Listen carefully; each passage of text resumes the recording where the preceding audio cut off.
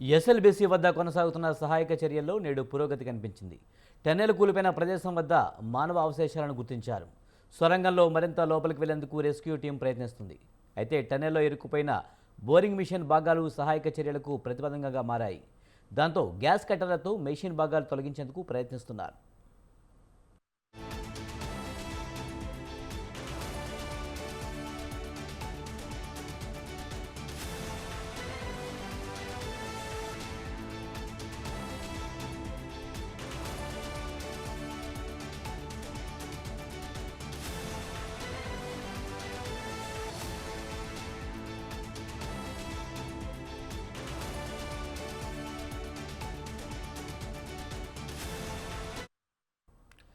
ఇటీవల కేరళ నుంచి ప్రత్యేకంగా హెలికాప్టర్లో తీసుకువచ్చిన కడావర్ డాగ్స్ టీం మానవ అవశేషాలను గుర్తించడంలో కీలక పాత్ర పోషించింది.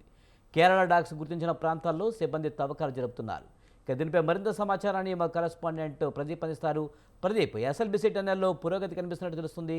ముఖ్యంగా కేరళ డాగ్స్ రాకతో మానవ అవశేషాలను కూడా గుర్తించినట్టు తెలుస్తుంది. పూర్తి సమాచారం ఏంటి?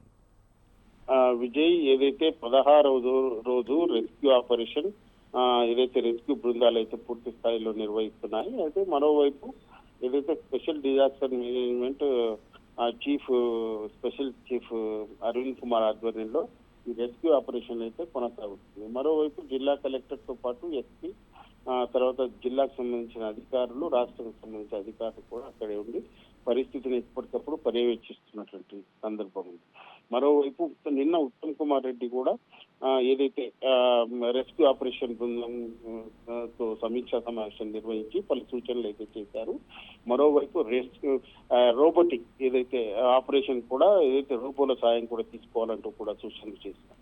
అయితే ఈ నేపథ్యంలోనే నిన్న కేరళ నుంచి స్పెషల్ ఏదైతే హెలికాప్టర్లలో ఎయిర్ ఫోర్స్ సంబంధించి క్యాడవర్ డాగ్స్ కూడా తెచ్చి ఏదైతే మానవ అవశేషాలను గుర్తించింది, ఏదైతే గల్లంతైన 8 మంది ఆచూకీ కోసం అయితే ఆ డాగ్స్ ను ఉపయోగించారు. దీనికి సంబంధించి ఆ డాగ్స్ కొంత పాజిటివ్ రిజల్ట్ వచ్చిన నేపథ్యంలో కొన్ని మానవ అవశేషాలను కూడా గుర్తించినట్టు, అక్కడ స్పాట్స్ కూడా పెట్టినట్టు కూడా రెస్క్యూ బృందాలు అయితే తెలిపాయి. మరోవైపు అక్కడే తవ్వకాలు జరిపి ఏదైతే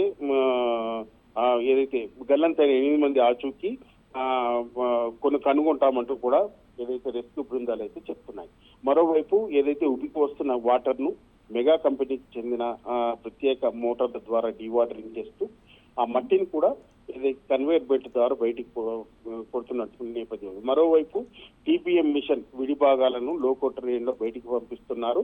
అయితే రెస్క్యూ ఆపరేషన్ అయితే ఎప్పటికప్పుడు కొంత పురోగతి వస్తుంది, తర్వాత కొంత వేగం కూడా పెంచారు. సింగరేణికి సంబంధించిన రెస్క్యూ ఆపరేషన్ ఏదైతే రెస్క్యూ ఆపరేషన్, తర్వాత ఎన్డీఆర్ఎఫ్, ఎస్డీఆర్ఎఫ్, ఎన్జీఆర్ఐ అంటే దేశంలోనే అత్యుత్తమమైన టెక్నాలజీతో ఇక్కడ తవ్వకాలు అయితే జరుగుతున్నటువంటి పరిస్థితి.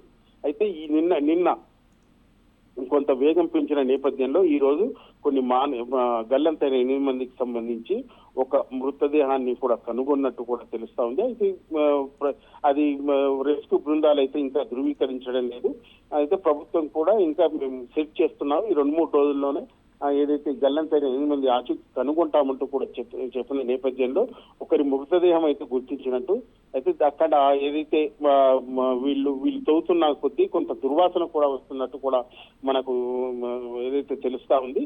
అయితే ఆ నేపథ్యంలోనే ఎక్కడైతే క్యాడవర్ డాగ్స్ సంబంధించి ఏదైతే స్పాట్స్ గుర్తించాయో అక్కడే తవ్వకాలు జరుపుతూ రాబోయే 2-3 రోజుల్లో పూర్తి స్థాయి రిజల్ట్ ఇస్తామంటూ కూడా చెప్తున్నారు.